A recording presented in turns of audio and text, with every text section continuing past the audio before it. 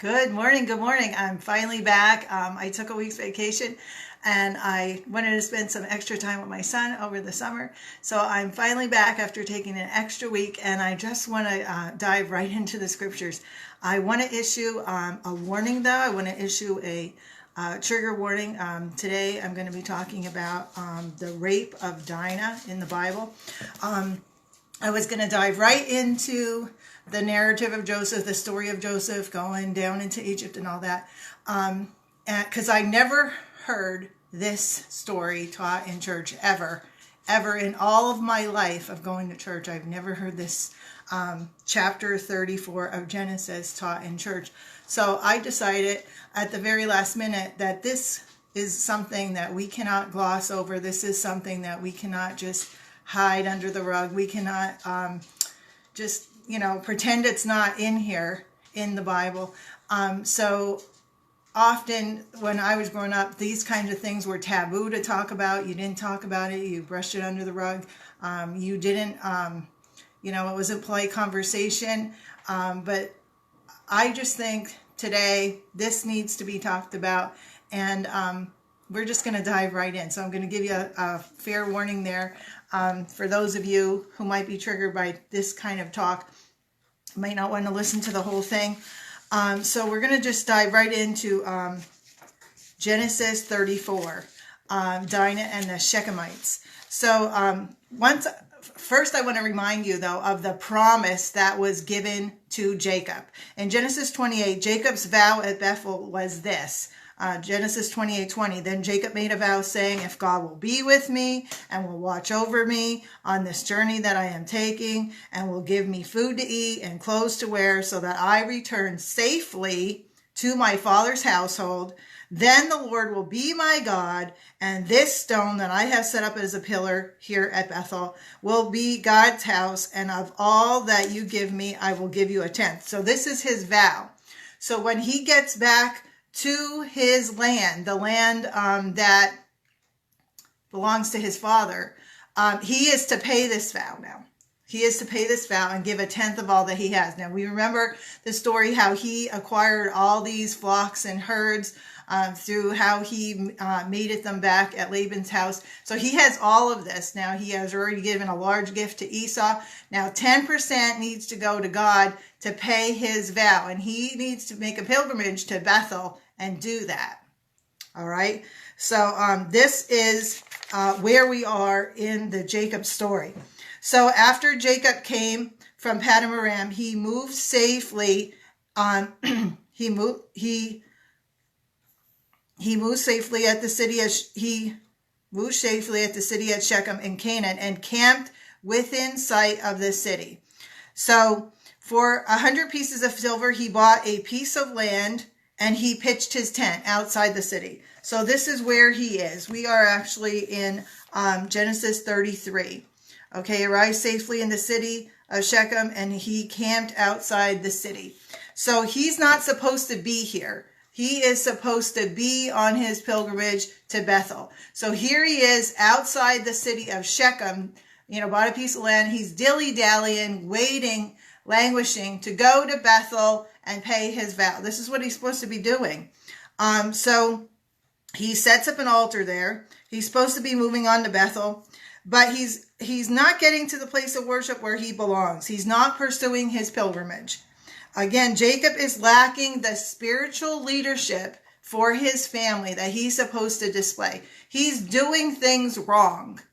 He has this wonderful epiphany with Esau. He reunites with Esau. It's wonderful. And just like life is, mountains and valleys, here he is in the valley again because he's not supposed to be here at Shechem. So he allows his daughter to go amongst the pagans and has made no provision for her marriage up until this point. So he's completely unconcerned about his daughter. Just some thoughts that I wrote down last night. He's completely unconcerned about his daughter that he has with Leah. He's negligent of arranging her marriage, and there will be consequences. There will be major consequences for the entire family because he is not being a spiritual leader in his family. So Now, Dinah, the daughter Leah had borne to Jacob, went out to visit the women of the land. And when Shechem, son of Hamor, now the city is named Shechem, all right? And the king there, the leader, is Hamor. And the prince there, his name is Shechem also, all right? So when Shechem, son of Hamor the Hivite, the prince of that area, saw her, he took her and raped her. Other versions say, this is NIV, other versions say he forcibly lay with her. So this was not consenting adults. This was, he took this girl against her will and did things to her that she did not want done. All right? This was, there's no way to gloss over it or make it look pretty or make it look like something that should have been done. All right, so now Dinah should not have been allowed to go amongst the pagans. Jacob is the leader of his family. Okay? Jacob's family was to be separate and not mix with the pagans, and Jacob was responsible for this. So verse 4, Shechem says to his father, now he has Dinah in his possession, in his house, in his home. And he says to his father, get me this girl as my wife. So we see how selfish he is, how presumptuous he is of wanting what he wants and demanding that he gets exactly what he wants. So we see this privilege here, that this entitlement, that he deserves this, that he wants this, and he's going to have it. So we see Hamor goes to talk with Jacob about this. We see that they're completely united here. Hamor and Shechem, they are of the same mind. They are pagans, and they are of the same mind. So he felt he could have whatever he wants. Now, let it be said, rape is never an act of love. It says in here, it says in the Bible that Shechem believed that he loved Dinah, that he wanted her so much that he loved her. That's not love. That's not love, taking what does not belong to you, selfishly taking what does not belong to you, and then demanding, good morning, Brianna, then demanding that you deserve this. You deserve it, and you are going to take it by force. So it's an act of violence and aggression. It is not an act of love. It's an act of violence and aggression. And it's an underreported crime because women are afraid that they will be blamed for the rape or that they will not be believed. Women are never the blame when they are attacked forcibly by a man. They are always the victim. A woman should be able to walk down the street dressed however she wants, and not be attacked or raped. Obviously, the Bible tells women to dress modestly. God has given us our bodies, and certain parts of it should be seen only by our husbands. And I firmly believe that. But no woman invites rape by the way she's dressed. Now, we don't know what Dinah was wearing, but that's a lot of the things that people say these days. Well, what was this and what was that? This is a rape. This is a crime. Regardless of the details, this is wrong. So now we see Jacob's indifference. When Jacob heard that his daughter Dinah had been defiled and violated, his sons were in the fields with his livestock. And this is incredible. So he did nothing about it until they came home. Jacob's daughter was raped, and he did nothing about it until his sons came home from the fields. That's what he was worried about. He was worried about his business. He wasn't worried about his daughter. So there's nothing worse than when someone's suffering and good people do nothing. When they look the other way, when they know something wrong has happened, and they do nothing. Dinah was at Shechem's house. She was young. She was afraid. She was violated. And her father's response was cruel, insensitive. He was indifferent, and he was a coward. This is our Jacob that is going to have all of the nation of Israel from his descendants. God is still going to use him, even though this is what he is. This is what he is. This is God's grace. So if you're out there and you think there's no hope for you, there is hope for you. God can use you, because here he is using Jacob to create the nation of Israel. So then Shechem's father, Hamor, goes to talk to Jacob. Can you imagine? Can you imagine this? Okay. Meanwhile, Jacob's sons come in from the fields as soon as they heard what happened. Now they have a proper response. They were shocked and furious because Shechem had done an outrageous thing in Israel by taking Jacob's daughter, a thing that should not be done. There it says it right there in the Bible. A thing that should not be done. A thing that should not be done. Dinah's their little sister. They are displaying a proper moral outrage in contrast to Jacob, their father. So now there's some bargaining. There's some bargaining between Hamor and Jacob. We really want Dinah to be Shechem's wife. And Shechem says, I really, really, really want Dinah to be my wife. But that's not love. And Jacob should have recognized right away, they don't want to love on her. They want to ruin her. She's already ruined by Shechem. Now, she's not ruined forever. God's going to heal her. But she's violated. She's defiled in the eyes of the family. So, and it's not her fault. So we see this bargaining, okay, as if she is a piece of property. In fact, it says, Shechem says, make the price for the bride and the gift I am to bring as great as you like, Jacob, and I'll pay whatever you ask me. Only give me the young woman as my wife. That's pretty bold. That's pretty bold. And Shechem had just raped her. And now he's asking for her hand in marriage. Name your price. This is the culture of pagans. This is what we are to be separate from.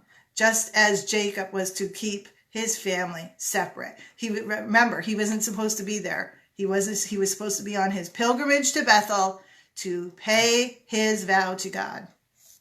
So we see that the brothers are very angry.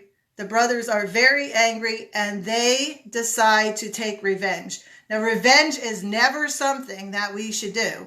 God says, vengeance is mine, and God will make a way. God will pay you back for the thing that was done for you.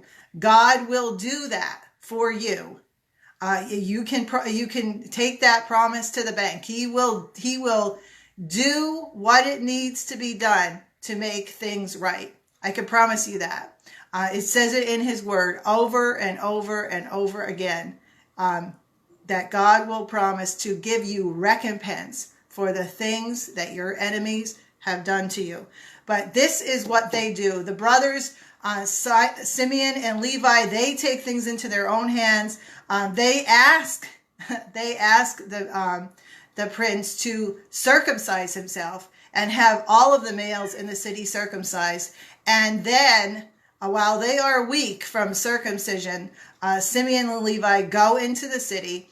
They kill all the males with swords. And they take Dinah back to their tent. So this is how they get revenge. And this is completely wrong. They shouldn't have done this at all. They lose any chance of leadership by doing this act of violence as revenge.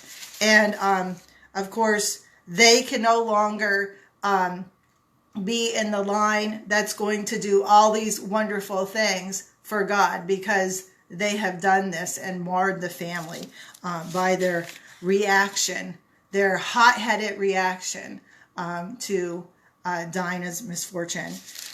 So the brothers, while having the proper moral outrage, they allow their negative emotions to get completely out of hand.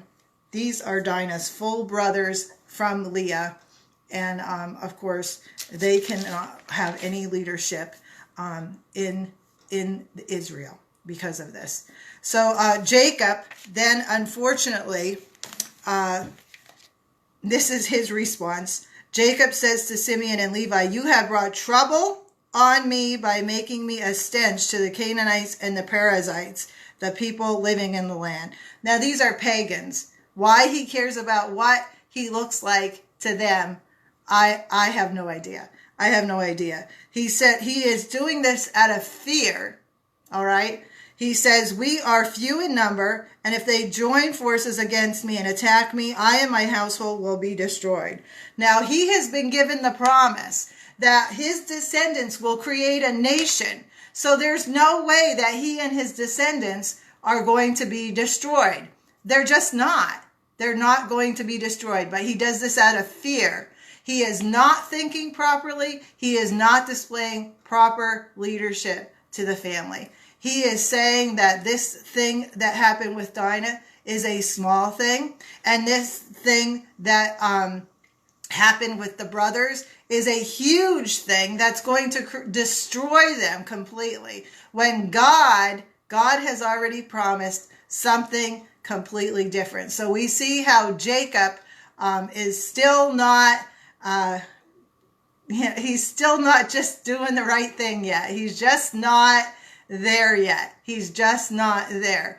And we will see in our next session, in our next lesson, what happens when he gets to Bethel and finally pays his vow to God. So Simeon and Levi reply, should we have let him treat our sister like a prostitute? So at least those sons had some kind of moral fiber to display to their father, to show him that Dinah was of value, and Dinah should not have been out amongst the pagans, and Dinah should have already had her marriage arranged and known what she was supposed to do. But Jacob was the one who did not do what he was supposed to do in this situation. And that is what we have in our lives too. We have people in our household who are supposed to be an authority figure, a father figure, someone who's supposed to take care of us, someone who is supposed to do right by us, but they don't. For whatever reason, for fear, for their own selfishness, for their own ego, their own narcissistic needs, they go ahead and take care of themselves and do what they want to do. And they do not look out for the people who are in their care. But we know that God is always there for us. God is our heavenly Father. Where earthly fathers fail, God is always there to pick up the pieces and help us rebuild and heal and develop into something much better than we were before all of that bad stuff happened. I want you to have a wonderful, wonderful day and a wonderful weekend.